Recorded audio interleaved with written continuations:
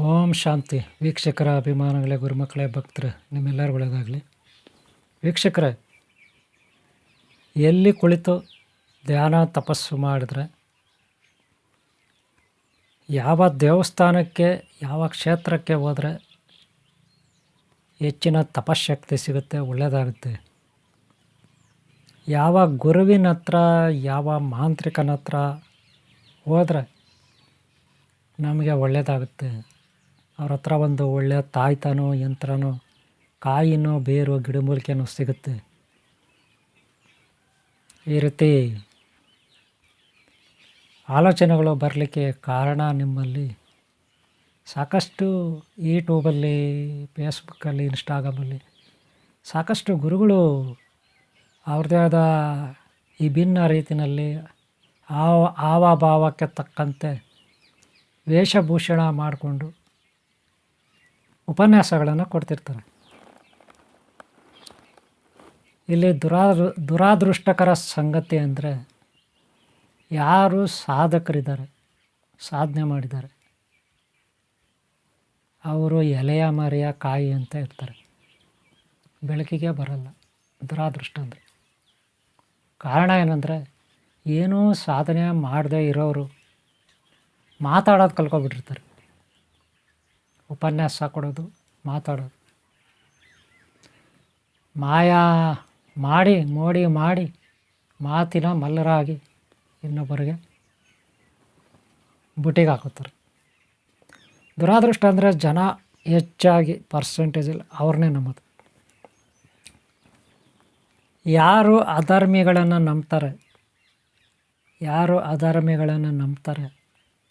ನಮ್ಮೋರು ಹೆಂಗಿರ್ತಾರೆ, ಅಧರ್ಮಿಗಳನ್ನು ನಂಬೋರು 98% ಅಂಥವರೇ ಆಗಿರ್ತಾರೆ, ಆ ಕ್ಯಾಟಗರಿಗೆ ಸಂಬಂಧಪಟ್ಟವರೇ. ಯಾರು ಒಳ್ಳೆಯ ಗುರುಗಳನ್ನು ನಂಬ್ತಾರೆ, ಒಳ್ಳೆಯ ದೈವವನ್ನು ಆರಾಧಿಸ್ತಾರೆ, ಒಳ್ಳೆಯ ಸಂಸ್ಕಾರ ಇರುತ್ತೆ, ಅವ್ರಿಗೆ ಯಾವಾಗ ಒಳ್ಳೆಯದಾಗುತ್ತೆ. ಅವರಲ್ಲಿ 98% ಒಳ್ಳೆಯವರು ಇರ್ತಾರೆ. ಈಗ ಒಬ್ಬ ಒಳ್ಳೆಯ ಗುರು ಏನು ಮಾರ್ಗ ತೋರಿಸ್ತಾನೆ, ದಾರಿ ತೋರಿಸ್ತಾನೆ, ಇಂಥ ಜಾಗದಲ್ಲಿ ಕೂತು ನೀನು ಧ್ಯಾನ ಮಾಡು, ಒಳ್ಳೆಯದಾಗುತ್ತೆ, ಇಂಥ ದೇವಸ್ಥಾನಕ್ಕೆ ಹೋಗು, ಇಂಥ ಕ್ಷೇತ್ರಕ್ಕೆ ಹೋಗು, ಅಲ್ಲಿ ನಿನಗೆ ಒಳ್ಳೆಯದಾಗುತ್ತೆ, ಇಂಥ ತಾಯ್ತ ತಗೋ, ಇಂಥ ಕಾಯಿ ತಗೋ, ಇಂಥ ಬೇರು ತಗೋ, ಇಂಥ ಪೌಡರ್ ತಗೋ ಅಂತ ಯಾರು ಒಬ್ಬ ಒಳ್ಳೆಯ ಗುರು ಹೇಳ್ತಾನೆ, ಅವನು ಕೊಟ್ಟಿದ್ದೆಲ್ಲವೂ ಅವನು ಯಾವುದೇ ಕೈಯಿಂದ ಮುಟ್ಟಿ ಕೊಟ್ಟರು ನಿಮಗೆ ಅದರಿಂದ ಫಲಕಾರಿ ಹೆಚ್ಚಿನ ಫಲಿತಾಂಶ. ಒಬ್ಬ ಒಳ್ಳೆಯ ಗುರು ಅವನೊಂದು ಒಣ ಕಡ್ಡಿಯನ್ನು ಮುಟ್ಟಿ ಕೊಟ್ಟರು ಕೂಡ ಅದೇ ಅವರ ಪಾಲಿಗೆ, ಭಕ್ತರ ಪಾಲಿಗೆ ಪಂಚಾಮೃತ ಆಗುತ್ತೆ, ಒಂದು ಅಮೂಲ್ಯವಾದ ವಸ್ತು ಆಗುತ್ತೆ. ಗೊತ್ತಾಯ್ತಲ್ಲ? ಅವ್ರು ಏನನ್ನೇ ಮುಟ್ಟಿ ಕೊಡಲಿ, ಅವ್ರ ಕೈಯಿಂದ ಸ್ಪರ್ಶ ಮಾಡಿಕೊಡ್ಲಿ, ಗುರುಗಳ ಕೈ ಹೆಂಗಿರುತ್ತಂದರೆ, ಆ ಗುರುಗಳ ಕೈ ಪಾಪರಹಿತವಾಗಿರಬೇಕು. ಅಂದರೆ ಪಾಪಗಳಿಂದ ಮುಕ್ತಿಯನ್ನು ಹೊಂದಿರಬೇಕು ಆ ಕೈಗಳು. ಮುಕ್ತಿ ಅಂದರೆ ಏನು ಗೊತ್ತೇನ್ರಿ? ಈ ಕೈಗಳಿಂದ ಯಾರು ಪಾಪ ಮಾಡಲ್ಲ ಅವರು ಈ ಜೀವನದಿಂದ ಮುಕ್ತಿ ಹೊಂದಿದ್ದಾರೆ ಅಂತ ಅರ್ಥ. ಈ ಕೈಗಳಿಂದ ನೆನ್ಪಿಟ್ಕೊಳ್ಳಿ. ಇದೇ ಕೈಗಳಿಂದ ಅವ್ರ ಆಶೀರ್ವಾದ ಮಾಡಿದ್ರೆ ಆ ಕೈಗಳಿಂದ ಎಲೆಕ್ಟ್ರೋಮ್ಯಾಗ್ನೆಟಿಕ್ ಫೀಲ್ಡು ಅಥವಾ ನ್ಯೂಟ್ರನಸ್ ಅಥವಾ ನ್ಯೂಟ್ರಾನ್ಸ್ ಅಥವಾ ಯೋಗಶಕ್ತಿ, ತಪಶಕ್ತಿ, ಎನರ್ಜಿ ಅಂತೀವಲ್ಲ, ಬಯೋ ಎನರ್ಜಿ, ಅದು ಮುಂದೆ ಇರತಕ್ಕಂಥ ಭಕ್ತರ ಮೇಲೆ ಬೀಳುತ್ತೆ ಆಶೀರ್ವಾದ. ಆವಾಗ ಅವ್ರು ಉದ್ಧಾರ ಆಗ್ತಾರೆ. ಅದೇ ಈ ಪಾಪಿ ಕೈಗಳು ತಿನ್ನಬಾರ್ದು ತಿನ್ನೋದು, ಈ ಕೈಗಳಲ್ಲಿ ತಿನ್ನಬಾರ್ದು ತಿನ್ನೋದು, ಕುಡಿಬಾರ್ದು ಕುಡಿಯೋದು, ಈ ಕೈಗಳಲ್ಲಿ ಮಾಡಬಾರ್ದು ಕೆಲಸಗಳು ಮಾಡೋದು ಈ ಕೈನಲ್ಲಿ. ಗೊತ್ತಲ್ಲ ಮಾಡಬಾರ್ದು ಕೆಲಸಗಳಂದ್ರೆ ಏನು? ಪ್ರಾಣಿಗಳಿಗೆ ಹಿಂಸೆ ಕೊಡೋದು ಈ ಕೈಗಳಲ್ಲಿ, ರಕ್ತಪಾತ, ಕೈಗೆ ರಕ್ತ ಅಂಟಿಸ್ಕೊಳ್ಳೋದು ಪ್ರಾಣಿಗಳದ್ದು, ಅದು ಇದು, ಬೇರೆಯವ್ರಿಗೆ, ಚಿಕ್ಕವ್ರಿಗೆ, ಮಕ್ಕಳಿಗೆ, ಹೆಣ್ಮಕ್ಳಿಗೆ, ಹೆಂಗಸರಿಗೆ, ಇವ್ರಿಗೆ ಈ ಕೈಗಳಲ್ಲಿ ಹೊಡೆಯೋದು, ಬಡಿಯೋದು, ಹಾಗೆ ಕಳ್ತನ ಮಾಡೋದು, ಮೋಸ ಮಾಡೋದು, ವಂಚನೆ ಮಾಡೋದು ಈ ಕೈಗಳಲ್ಲಿ ಮಾಡಬಾರ್ದು. ಈ ಕೈಗಳಲ್ಲಿ ಮಾಡಿದ್ರೆ ಈ ಕೈಗಳನ್ನು ಏನಂತಾರೆ ನೀವು ಹೇಳಿ? ಒಳ್ಳೆ ಕೈಗಳಂತಾರೆ ಅನ್ನೋದಿಲ್ಲ, ಪಾಪಿ ಕೈಗಳಂತಾರೆ. ಕೇವಲ ವೇಷ ಹಾಕ್ಕೊಬಿಟ್ಟು, ಹಣೆಗೆ ಹೆಚ್ಚಾಗಿ ವಿಭೂತಿ ಹಚ್ಕೊಬಿಟ್ಟು, ಹೆಚ್ಚಾಗಿ ಕುಂಕುಮ ಹಚ್ಕೊಬಿಟ್ಟು, ಹೆಚ್ಚಾಗಿ ಜುಟ್ಟು ಹಾಕ್ಕೊಂಡು, ಕೂದಲು ಬಿಟ್ಕೊಂಡು, ರುದ್ರಾಕ್ಷ ಹಾಕೊಬಿಟ್ರೆ ಅವನು ದೊಡ್ಡ ಗುರುವಲ್ಲ. ಹೆಂಗೆ ಅನ್ಸ್ಕೊತಾನೆ? ವೇಷಭೂಷಣ ಇದೆ ನಿಜಾನೇ. ಹಣ ಕೊಟ್ಟರೆ ಬರುತ್ತಾರೆ. ಹಣ ಕೊಟ್ಟರೆ ಗ್ರಂಥಿ ಅಂಗಡಿಯಲ್ಲಿ ಬೇಜಾನ್ ರುದ್ರಾಕ್ಷಿಗಳು ಬರುತ್ತೆ, ಸಿಗಲ್ವಾ? ಹಾಕೋಬಿಟ್ರೆ ಬಟ್ಟೆ ಏನ್ರಿ, ಕುಂಕುಮ ಏನ್ರಿ, ಅರಿಶಿನ ಏನ್ರಿ, ವಿಭೂತಿ ಏನ್ರಿ ಬಳ್ಕೊಬಿಟ್ರೆ ಕೂದಲೇನ್ರಿ 6 ತಿಂಗಳು 1 ವರ್ಷ ಬಿಟ್ಬಿಟ್ರೆ ಕೂದಲು ಉದ್ದುದ್ದ ಬಂದುಬಿಡುತ್ತೆ ಅಲ್ವಾ? ಗುರುಜನ ಮಾತಾಡೋಕೆ ಕಲ್ಕೊಬಿಟ್ರೆ ಬೆಣ್ಣೆ ಅಂತ ಮಾತು, ಮೋಡಿ ಮಾಡೋ ಮಾತುಗಳು, ಮಾಟ ಅಂತಿರಲ್ಲ ಹಾಗೆ ಮಾತಾಡೋದು ದೊಡ್ಡ ಗುರು ಆಗುತ್ತೆ. ಅದಲ್ಲ, ತನ್ನ ಅಂತರಂಗದಲ್ಲಿ, ಶರೀರದಲ್ಲಿ, ಅಣುರೇಣು ತೃಣಾಕಾಶದಲ್ಲಿ ಯೋಗಶಕ್ತಿ ತಪಶಕ್ತಿ ಇರಬೇಕು. ಭಾವನೆಗಳಲ್ಲಿ ಅಂತಃಕರಣ ಶುದ್ಧಿ ಇರಬೇಕು. ಹರಿಷಡ್ವರಗಳನ್ನು ನಿಯಂತ್ರಣದಲ್ಲಿಟ್ಕೊಂಡು ಇಂದ್ರಿಯಗಳ ಮೇಲೆ ನಿಗ್ರಹ ಸಾಧಿಸಿ ವೀರ ಹನುಮಾನ್ ಅಷ್ಟಮಹಾಸಿದ್ಧಿಗಳನ್ನು ಪಡೆದನಲ್ಲ. ಇಂದ್ರಿಯಗಳ ಮೇಲೆ ಕಾಮ, ಕ್ರೋಧ, ಮದ, ಮಾತ್ಸರ್ಯಗಳ ಮೇಲೆ ನಿಯಂತ್ರಣ ಇಟ್ಕೊಂಡು ಪಂಚಭೂತಗಳು ಅವಾಗ ನಮ್ಗೆ ಒಲಿತವೆ. ನವಗ್ರಹ ದೇವತೆಗಳು ನಮ್ಗೆ ಒಲಿತವೆ.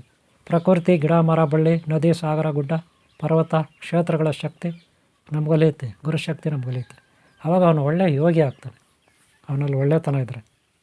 ಅದೇ ಯಾವುದಿಲ್ಲ, ಬರೀ ವೇಷಭೂಷಣ, ನಾನು ದೊಡ್ಡ ಗುರು ಅಂತಂದರೆ ದುರಾದೃಷ್ಟ. ಅಂದರೆ ಯಾರು ಮಾತಾಡ್ತಾರೆ ಹೆಚ್ಚಾಗಿ, ಯಾರು ಮ್ಯಾಜಿಕ್ ಲಾಜಿಕ್ಗಳು ಹೇಳ್ಕೊಡ್ತಾರೆ, ವಿಚಿತ್ರವಾಗಿರ್ತಾರೆ. ಅವನ ಪರ್ಸ್ನಾಲಿಟಿ ನೋಡಿ ಜನ ಬಿದ್ದೋಗ್ತಾರೆ. ಅವನ ಸೌಂದರ್ಯ ನೋಡಿ ಜನ ಬಿದ್ದೋಗ್ತಾರೆ, ಮೇಲ್ನೋಟಕ್ಕೆ ಬಿದ್ದೋಗ್ತಾರೆ. ಅದೇನೇ ಹೇಳ್ತಾರಲ್ಲ ಹಂಗೆ, ಮೇಲೆ ಎಲ್ಲ ತಳ್ಕೊ ಅಂತಿರಲ್ಲ, ಒಳಗಡೆ ಇನ್ನೇನು ಅಲ್ವಾ? ಅವ್ರ ಹತ್ರ ಏನಿರಲ್ಲ. ಅವ್ರ ಹತ್ರ ಹೋದರೆ ಅಂತ ಅವ್ರು ನಂಬಿದ್ರೆ ಏನಾಗುತ್ತೆ? ದುಡ್ಡು ಕಳ್ಕೊತೀವಿ, ಬೇಜಾನ್ ದುಡ್ಡು ಕಳ್ಕೊತೀವಿ, ಬೇಜಾನ್ ಟೈಮ್ ಎಷ್ಟಾಗುತ್ತೆ, ಟೈಮ್ ಎಷ್ಟು ಹಾಂ? ಆರ್ಥಿಕವಾಗಿ ದುಡ್ಡು ನಷ್ಟ, ಟೈಮ್ ಎಷ್ಟು. ಇದರಿಂದ ಏನಾಗುತ್ತೆ? ಸಾಲಗಾರರಾಗಿ ಕೊಳಿಬೇಕಾಗುತ್ತೆ. ಹೋಗಲಿ, ಅವನ ಕೈಗಳಿಂದ ಒಳ್ಳೆಯ ಆಶೀರ್ವಾದ ಸಿಗುತ್ತಾ? ಅವನ ಪಾದಗಳು ಮುಟ್ಟಿದ್ರೆ ಒಳ್ಳೆಯ ಆಶೀರ್ವಾದ ಸಿಗುತ್ತಾ? ಸಾಧುಗಳಂದರೆ, ಗುರುಗಳಂದರೆ ನ್ಯಾಯ, ನೀತಿ, ಸತ್ಯ, ಧರ್ಮವನ್ನು ಪಾಲನೆ ಮಾಡಬೇಕು. ಯಾರು? ಗುರುಗಳು. ಗುರುಗಳ ಒಬ್ಬ ಒಳ್ಳೆಯ ಗುರುವಾದವನು, ಸಂಸ್ಕಾರ ಇರೋನು. ನೆಕ್ಸ್ಟು ದಯೆ, ಅನುಕಂಪ ಇರಬೇಕು. ಪ್ರತಿ ಪ್ರಾಣಿ ಮೇಲೆ ದಯೆ, ಅನುಕಂಪ ಇರಬೇಕು ಒಬ್ಬ ಗುರುವಿಗೆ. ಹಾಗೇ ಧರ್ಮಗಳು ಯಾವುದೇ ಆಗಲಿ, ಅದು ಯಾವುದೇ ಧರ್ಮ ಆಗಿರಲಿ, ಎಲ್ಲ ಧರ್ಮಗಳನ್ನು ಸಮಭಾವ, ಸಮದೃಷ್ಟಿಯಲ್ಲಿ ನೋಡಬೇಕು. ಎಲ್ಲ ಜನಾಂಗವನ್ನು ಸಮಭಾವ, ಸಮದೃಷ್ಟಿಯಿಂದ ನೋಡಬೇಕು.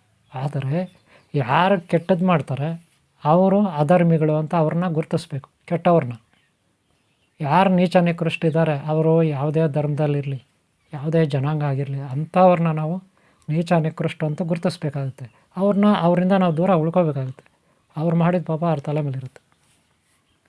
ಅದೇ ಕೆಲವರು ಗುರುಗಳು ಹೇಳ್ಕೊಡ್ತಾರೆ, ನೀನು ಬೆಳಗ್ಗೆ ಮುಂಜಾನೆಗೆ ಎದ್ಬಿಡು, 4 ಗಂಟೆಗೆ ಎದ್ಬಿಡು, ತಣ್ಣೀರು ಸ್ನಾನ ಮಾಡಿಬಿಡು, ಧ್ಯಾನ ಮಾಡಿಬಿಡು, 1000 ಸಾರಿ ಮಾಡು, 10,000 ಸಾರಿ ಜಪ ಮಾಡು, ಇವೆಲ್ಲ ಹೇಳ್ಕೊಡ್ತಾರೆ. ಇದರಿಂದ ಪಾಪ ಅವನ ಆರೋಗ್ಯ ಸರಿ ಇರಲ್ಲ, ಅವ್ರ ಆರೋಗ್ಯ ಸರಿ ಇರಲ್ಲ. ಅವ್ರ ಪರಿಸ್ಥಿತಿ ಏನಾಗಬೇಕು? ಅವ್ರ ಆರೋಗ್ಯ ಕೆಟ್ಟೋಗುತ್ತೆ. ಇವ್ರು ಮಾತ್ರ ಹೇಳ್ಕೊಟ್ಟವರು ಆರಾಮಾಗಿ ಎ ಸಿ ರೂಮಲ್ಲಿ ಮಲ್ಕೊಂಡು ನಿದ್ದೆ ಮಾಡ್ತಾರೆ, ಎಣ್ಣೆ ಹೊಡ್ಕೊಂಡು ತಿನ್ನಬಾರ್ದು ತಿಂತಾರೆ, ಕುಡಿಬಾರ್ದು ಕುಡಿತಾರೆ, ಆರಾಮಾಗಿ ಮಜಾ ಉಡಾಯಿಸ್ತಾರೆ. ಪಾಪ ಅನುಭವಿಸೋದು ಯಾರಲ್ಲಿ? ಧ್ಯಾನ ಮಾಡಿ, ತಪಸ್ಸು ಮಾಡಿ, ಆರೋಗ್ಯ ಕೆಡಿಸ್ಕೊಂಡು. ಅವರು ಮಾಡ್ತಾರೆ, 1 ದಿನ ಮಾಡ್ತಾರೆ, 7 ದಿನ ಮಾಡ್ತಾರೆ, ವಾರ ಮಾಡ್ತಾರೆ, 21 ದಿನ ಮಾಡು, 48 ದಿನ ಮಾಡು, 108 ದಿನ ಮಾಡು, ಇವರು ಹೇಳ್ಬಿಟ್ಟಿರ್ತಾರೆ. ಹೇಳೋದು ಎಷ್ಟು ಸುಲಭ ಅಲ್ವಾ? ಪಾಪ ಅವ್ನು ಬೆಳಗ್ಗೆ ಎದ್ದು ಚಳಿಗಾಲದಲ್ಲಿ ಅಕ್ಟೋಬರ್ ತಿಂಗಳು, ನವಂಬರ್ ತಿಂಗಳು, ಡಿಸೆಂಬರ್ ತಿಂಗಳು, ಜಾನ್ವರಿ ತಿಂಗಳಲ್ಲಿ ಎಷ್ಟು ಚಳಿ ಇರುತ್ತಲ್ವ, ತಣ್ಣೀರು ಬೆಳಗ್ಗೆ ಇದ್ರೆ ಅದರಲ್ಲಿ ಹೋಗ್ಬಿಟ್ಟು ಸ್ನಾನ ಮಾಡೋದಾದ್ರೆ ಹೇಳ್ರಿ, ಇವನೇನು ಹೇಳ್ಬಿಡ್ತಲ್ಲ ಅವ್ರೆಗ್ರಿ ಮಾಡೋದು ಹೇಳ್ರಿ. ತಪ್ಪಲ್ವಾ? ಯೋಚನೆ ಮಾಡಿ ನೋಡ್ರಿ. ಪಾಪ ಅವರು ಬೆಳಗ್ಗೆ ತಣ್ಣೀರನ್ನ ಮೇಲೆ ಒಯ್ಕೊಂಡ್ರೆ ಹೆಂಗಿರ್ಬೇಡ, ಏನಾಗುತ್ತೆ? ಈ ಗುರು ಮಾತು ಕೇಳಿಬಿಟ್ಟು ಅವ್ರು ಏನಾಗಬೇಕು? ಯೋಚನೆ ಮಾಡ್ರಿ. ಇವ್ರು ಮಾತ್ರ ಆರಾಮಾಗೆ ತಿನ್ನಬಾರ್ದು ತಿಂತಾರೆ, ಕುಡಿತಾರೆ, ಆರಾಮಾಗೆ ಮಲ್ಕೊಂಡು ನಿದ್ದೆ ಮಾಡ್ತಾರೆ ಬೆಳಗ್ಗೆ ಎಷ್ಟೊತ್ತಂದ್ರೆ ಅಷ್ಟೊತ್ತವ್ರು. ಅವ್ರೇನಾಗಬೇಕು? ರಾಂಗ್. ಇದು ರಾಂಗ್. ಎರಡನೇದು, ನೀವು ದೇವಸ್ಥಾನದಲ್ಲೇ ಕೂತ್ಕೊಂಡು ಧ್ಯಾನ ಮಾಡಬೇಕು, ಗುಹೆನಲ್ಲೇ ಕೂತ್ಕೊಂಡು ಧ್ಯಾನ ಮಾಡಬೇಕು ಅಂತಾರೆ. ಇಲ್ಲಾಂದರೆ ನಿಮಗೆ ಸಿದ್ಧಿ ಆಗಲ್ಲ ಅಂತಾರೆ.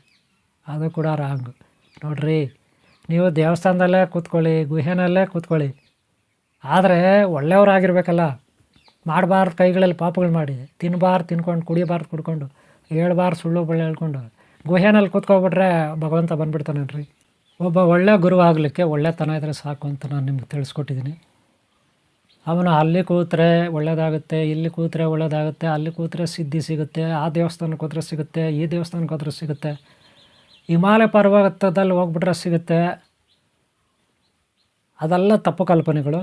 ನಾವು ಎಲ್ಲೇ ಕೂತ್ಕೊಳ್ಳಿ, ಎಲ್ಲೇ ಇರಲಿ, ಹೇಗೆ ಇರಲಿ, ನಾವು ಒಳ್ಳೆಯವರಾಗಿರಬೇಕು. ಇಲ್ಲಿ ವೇಷಭೂಷಣ ಇಂಪಾರ್ಟೆಂಟ್ ಅಲ್ಲ. ಒಬ್ಬ ಗುರುವಿಗೆ ಯಾರಲ್ಲೇ ಒಳ್ಳೆತನ ಇರುತ್ತೆ ಅವನಲ್ಲಿ ತಪಶಕ್ತಿ ಇರುತ್ತೆ. ಅವನು ಏನನ್ನೇ ಕೈಯಲ್ಲಿ ಮುಟ್ಟಿ ಕೊಡಲಿ, ಅದರಲ್ಲಿ ಯೋಗಶಕ್ತಿ ತಪಶಕ್ತಿ ಇರುತ್ತೆ. ಅದರಿಂದ ಪಡ್ಕೊಂಡವ್ರಿಗೆ ಒಳ್ಳೆಯದಾಗುತ್ತೆ, ಭಕ್ತರಿಗೆ ಒಳ್ಳೆಯದಾಗುತ್ತೆ, ಶಿಷ್ಯರಿಗೆ ಒಳ್ಳೆಯದಾಗುತ್ತೆ. ಇಷ್ಟು ಹೇಳ್ತಾ ವಿಡಿಯೋ ಮುಗಿಸ್ತಾ ಇದ್ದೀನಿ. ನಿಮ್ಗೆ ಒಳ್ಳೆಯದಾಗಲಿ. ನೀವೆಲ್ಲೇ ಕೂತ್ಕೊಳ್ಳಿ, ಒಳ್ಳೆಯವರಾಗಿರಿ. ಖಂಡಿತ ನಿಮ್ಮಲ್ಲೇ ದೈವ ಇರ್ತದೆ, ದೈವತ್ವ ಇರ್ತದೆ. ನೀವೇ ದೇವರಾಗ್ತೀರ. ಯಾರಲ್ಲಿ ದೈವತ್ವ ಇರುತ್ತೆ ಅವರೇ ದೇವರು ನನ್ನ ಪ್ರಕಾರ. ಅವ್ರಿಗಿಂತ ದೊಡ್ಡ ವ್ಯಕ್ತಿ ಜಗತ್ತಿನಲ್ಲಿ ಬೇರೆಯವರಿಲ್ಲ. ಅದಕ್ಕೆ ದೈವತ್ವವನ್ನು ಸಂಪಾದನೆ ಮಾಡ್ಕೊಳ್ಳಿ. ಅದು ನಿಮ್ಮಲ್ಲೇ ಇರುತ್ತೆ. ಎಲ್ಲೆಲ್ಲಿ ಬಿಡುವು ಸಿಗುತ್ತೆ, ಯಾವಾಗ ನಮ್ಗೆ ಬಿಡುವು ಸಿಗುತ್ತೆ ಅವಾಗವಾಗ ಧ್ಯಾನ ತಪಸ್ಸು ಮಾಡಿ. ಸದಾ ನೀವು ಕೆಲಸ ಕಾರ್ಯಗಳಲ್ಲಿ ಇರೋವಾಗೂ ಕೂಡ ದೈವ ಗುರು ಕಡೆ ಗಮನ ಇರಲಿ. ಇಷ್ಟು ಹೇಳ್ತಾ ವಿಡಿಯೋ ಮುಗಿಸ್ತಾ ಇದ್ದೀನಿ. ನಿಮ್ಗೆ ಒಳ್ಳೆಯದಾಗಲಿ.